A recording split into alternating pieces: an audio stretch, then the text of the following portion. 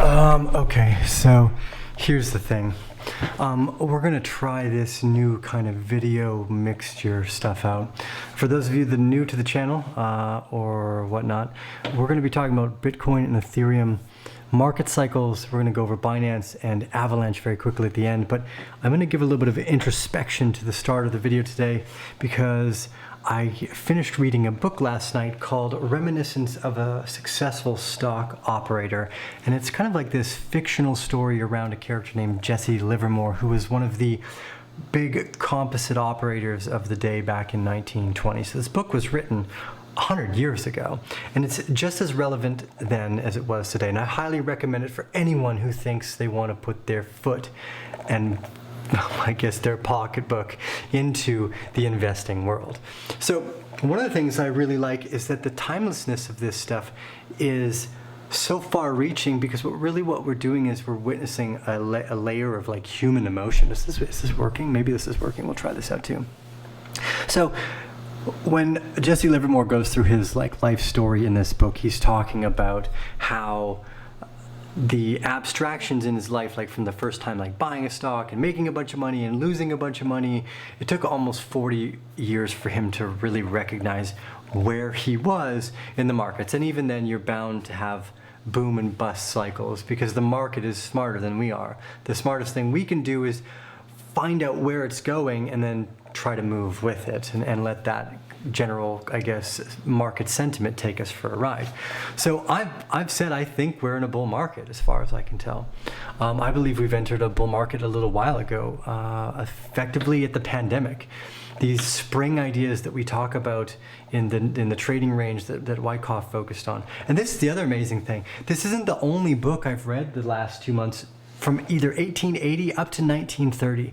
And the information is so interestingly poignant. I'm always fascinated by things that can withstand the test of time like that. So here we are, the digital age. We've got like computer algorithm stuff that we, 24-hour a day trading on the crypto markets. So right here in the background, we're watching Binance. You see that? We're watching the Binance token in a rising ascending gradient channel. And one of the things I think that's so interesting is that once we start to really truly understand this stuff, it becomes such a powerful and exciting time, because then you know where you are in the movement of the market. So we're going to dive in and take a look at some more of this stuff here. But I wonder if I can, maybe I can even leave the camera like over here or something. Let's see. I don't know. This is all new, guys. So we're going to work this in. If you like these videos, you let me know by giving us a thumbs up. If you like this kind of, I don't know what we're doing. What are we doing here? Oh yeah, we're adding a video cycle to it so that we can get, okay. So that we've got that one and then the camera in front of me, which you probably can't even see me on, in fact, because it's going to have this other camera. Anyways, thank you guys for joining us on the journey with the Arcane Bear. We're looking at Binance today. Now, I've been building a play in this for around 90 days. It's a fair amount of time, right? Just to focus on one trade when you have all this other kind of hype and mania going on. Now, I want to go back to Bitcoin and Ethereum afterwards. We're going to go back to Bitcoin and Ethereum afterwards. But more importantly, it's the power. So in the book, The Reminiscence of a Stock Trader, Jesse Livermore's character is talking about once he realized in the market where he was, how much capital he was able to make effectively, and how he was able to do it unemotionally, because it's like, great, this is what the market's saying. I'm gonna change my mind. If it wants to go down, I'm not going to hold an asset that's general sentiment is going to go down because it's been overbought. So we had a beautiful accumulation range in Binance here. So for those of you that are new to the channel, this where we all study the Wyckoff method, and more importantly, I think it's the method of the cloud. It's the method of accumulate and distribute. It's a pretty simple one, or at least it appears that way from the outside. It goes against most of the things that we know fundamental to our human nature, which is we don't generally go look for like a girlfriend or partner, whatever, that is like in the dumps, like at the bottom, like grinding up right? People normally look for things that are going up high and doing well. So with Binance here, we had seen a year accumulation range start. This is like the low side of things, right? And then we want to, not only that, we want to dump it when it's doing well. We're like, nah, that's a hot damn. Our partner's got our shit together.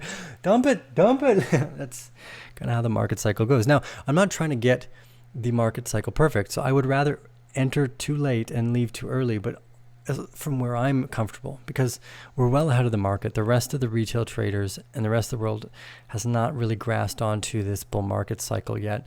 And what's interesting here is we exist in a world of supply and demand. The supply and the demand for these things went through even in the worst of the times, in the beginning of the pandemic when everything was very fearful. So the thing we're looking for next is a really clear change into this new direction. So I'm going to take this off here. So we get to Binance for the first time. We're like, I want to make a trade, right? I don't know where I am in the market. Well, what's the thing we want just talking about? Okay, distribution and accumulation. So let's assume that we're going to start from distribution, which is up high, right? And then we come down low. And this whole area has been an accumulation range. Now, I've gone over this so many times, and I'm just going to keep repeating it because it's important to remember. Like, I'm in a trade right now that's effectively taken 350 days for the composite operators to get to this point. Like, Binance has got a thing going on, right? Like, they're like, yeah, we want as much Binance token as we can get because, you know, it's the Binance token, so it kind of makes sense that they would want as much of it as they could, right? Because they're going to pivot into a decentralized index. So fundamentals there. I don't care about fundamentals. We're just let's kind of understand the story, because what we also want to do is note that these are specific pools or operators that we're following quite often. These are people like Jesse Livermore who near the end of their lives were controlling so much capital they literally made the market. That's a pretty impressive thing, and I don't think we take that in all the time. But everyone crying from the rooftops, oh my God, it's manipulation. Yeah, that's what happens in a price of and carry scenario for demand and supply. It gets manipulated by the people that have the most capital to play with. Right? So a big part of the question is like, well, are we in a bull market? Well, we know grayscale is accumulating.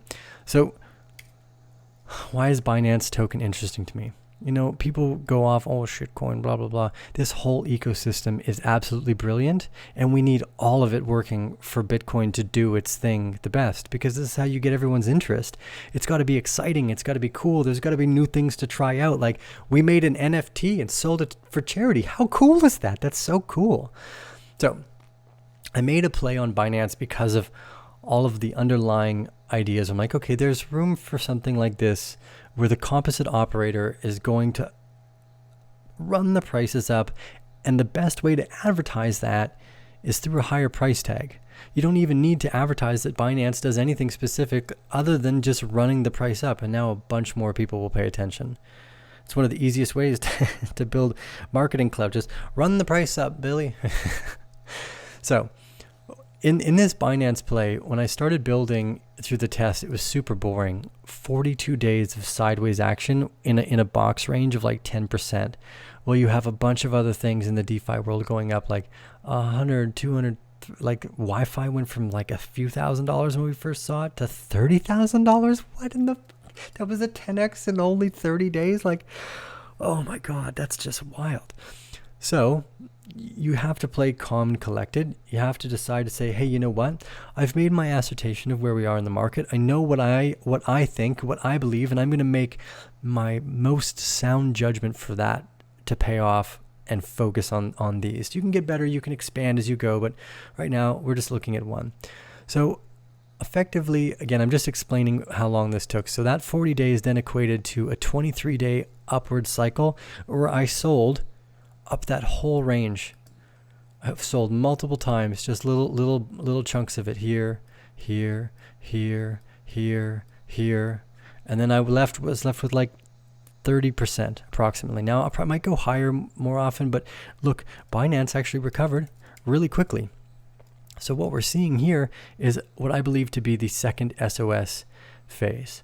I believe we saw the first SOS, we saw an LPS, and then we're seeing a major SOS come in now. This is very exciting to me. I have been studying trading and investing for 10 years. And all of a sudden, all the pieces came together. And I think that's why these books from the 1900s showed up, is because the books reminisce on the same thing.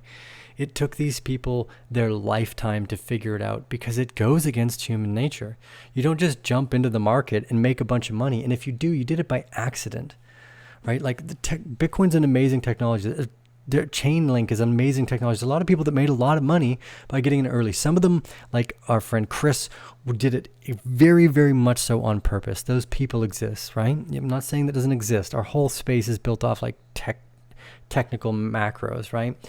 So when we know that there's these varying degrees of operator, right? Someone who just jumping in the market, there's an endless supply of people that don't know what they're doing, that think they're going to make a lifetime's wealth in one play because they got into Bitcoin when it was $9,000 or something crazy like this.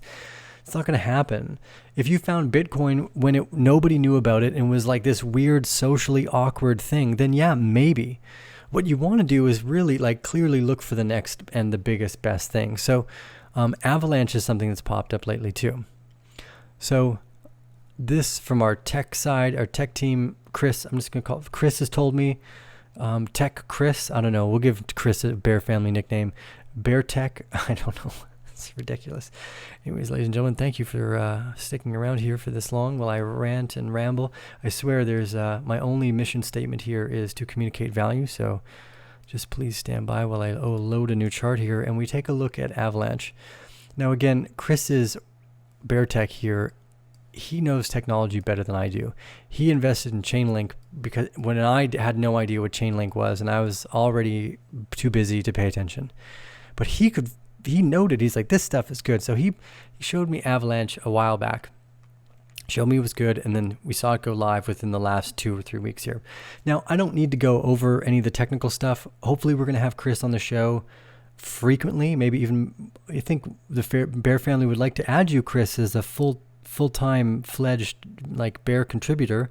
However we do that, maybe we'll hire a research team and stuff put around you so we can build I want to know what Chris knows effectively. So Avalanche here is gotten the green check mark to go on the tech, our only important macro that we should fundamentally be concerned about. What I'm good at, though, is looking at the charts. So what's fun here is we know that there's nice big hands in this movement, and they're not weak hands. So good operators are not weak hands. They've got enough money to play around and do things. Will they create more capital? So this new top of the box trading range after this selling climax to me is very important. So now that it's given us some time, it's going to give us some directive. And what I think we're going to see, because of some of the things I know about market operators and pools and people who play the game, now, is something like this. I suspect, now we're way too early to tell, but what I would like to see is a clear change through the top of this box. I actually think this is a rising gradient channel just off what I know. No, I don't know anything. So I guess, is this like the gut feeling? Like, hey, this is a gut feeling from what I think I know, at least, because I don't know anything, ladies and gentlemen. Let's just be clear about that. I'm still learning, a student every day. So this little spike down here, I actually believe is going to become our C phase in a very short accumulation period before we start to see market price reevaluation to the upside. So we're keeping a really close eye on Avalanche. I give us a shameless plug here. Join our private news group, our private newsletter, and our private Discord channel. Because there is a no questions asked refund if you want. So if you can't take that risk and join, well, I don't know, maybe you shouldn't be trading or investing anyways. Yeah, shameless plug for the newsletter and the Discord group. The last two, Ethereum, Bitcoin, being very, very sweet with us lately. I like this by giving us a lot of sideways action, helping us kind of balance this monetary story well.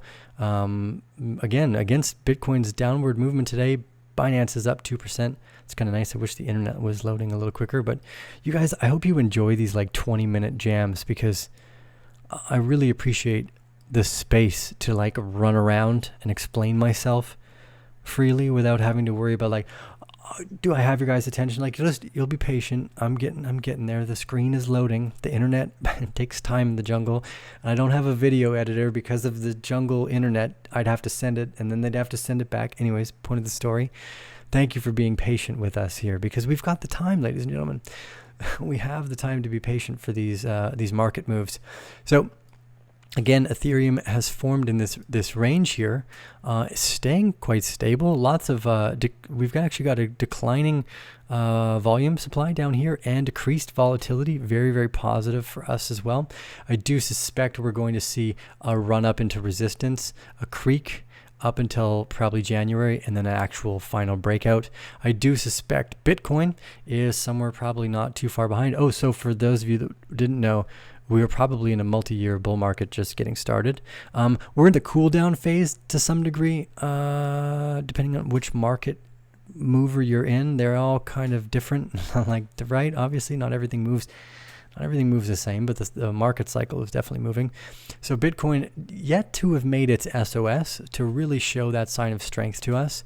This is going to be a huge indicator. All the market operators are waiting for this one. This one right here. This moved to like $14,000, $16,000. That's when most early entry retail traders will know that the bear market is starting. Because there'll be a lot of excitement. Our next pullbacks will be smaller and the run-ups will be higher. I mean, again, we're talking 2 years out-ish to get to like a screaming parabolic moment.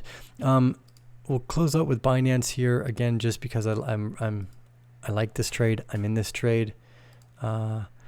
So let's go from the 15-minute. Let's talk about a little bit of a day trade. I know I can. Okay, nice rising channel again that we're breaking out of. That's good. We saw on the 4-hour. I'm just going to kind of take you through what I would do, not think too much. So I want to zoom out. When in doubt, zoom out. It's kind of like the mantra of the idea here. And the internet's going so slow, but I do know that there's a very thin wall of buy and support. Well, I guess the internet's not going to go fast. There's not much I can do about that, hey? And I don't really want to like have to edit too much. Internet, be nice to me. Okay. So here you can see on the right-hand side the volume profile. See this kind of new wedge that came out here? That's where we just broke through. So then this move now from here to here, this next 8%, 10%, will be probably our run over the next 2 to 3 days. And then from there, there's very little holding us back. So I'm very excited. I built a position again here over 80 days. I went up 40 days, sold that. It waited for it to come back down. I sold like 70 to 90% of my position. And then I reaccumulated down here as well. So I feel very confident about this play. I spent my time. I did my due diligence. I did all my study, my homework. I'm not married to this trade at all. As soon as it turns around, I will be turning around with it. And as a matter of fact, I'll be selling the whole way up just to guarantee that I don't get a little bit too attached to the profits that I've made. And I'll just put them into paper, or just boom, P&L up, boom, P&L up, boom, P&L up, boom, P&L up. If you don't know what P&L means, it means profit and loss, ladies and gentlemen. Anyways, we're going to leave it at this, I guess. I do want to, we'll switch. I do want to point out the goal here is to make some of this content flow a little more effectively through like some video stuff, some podcasts, some vlogs as we go, because I think we've got a really exciting, even though kind of abstract future ahead of us. So one of the things that a bunch of you guys have all asked for was like more of a show of the house and what the property looks like, and because we finished the greenhouse down there, and I want to share these things with you guys. And it's I really like Casey Neistat. Where am I getting light? Yeah, there we go. I really like Casey Neistat's videos. He's a brilliant, if you've never seen his work, absolutely incredible that he has the time to do it all, always. He does like a daily vlog right now, and it is fantastic. I don't want to do a daily vlog, but I like this. I like creating videos. I like making music videos and sharing all this stuff. It allows the Arcane Bear to be a very creative outlet for me instead of just trading. I like that we can all become better market operators because of this, but I also started the channel to communicate the the things that I find wealthy and rich in my life that has nothing to do with trading, nothing to do with investing in the financial aspect of the word. So thank you guys for allowing me the space to create something that's not just always here's me on TradingView, here's my Bitcoin thoughts, that I can become philosophical and eclectic. We've had weird guests like Bruce Lipton, world-renowned speakers like Thomas Campbell, PhDs in practical and theoretical physics, talking about how the universe is likely a hologram. So I could have never imagined that this would be such a fun ride. Yeah, I wanted to go over, lastly, we're going to auction off for our private members 2 of the trial run campaign and NFTs. So they will be one of a kinds. I will delete the art ones or burn it, because some of them might be paintings I actually do. Because I'm painting them on my iPad on a program called Procreate. If you like drawing and you haven't tried that, I definitely suggest. This is going to be a long video, ladies and gentlemen. So thank you guys. But we're going to make sure it all works, and then we're going to try auctioning one off. I think we're going to get like a little bit of a collaboration going, and we're going to try to like really put some momentum into trying to help people with this technology and the community, and find fun ways to do it. So if you're in the private Bear Den, I'm going to be posting these. I guess I could put them up for auction. That way it gives you guys the opportunity first before we do like a bigger campaign. So let me know your thoughts in Discord, how you think we should run it. And I'll ask you in Discord too. Yeah, we'll leave it at that. Hey, guess what? Thanks, guys. Boom.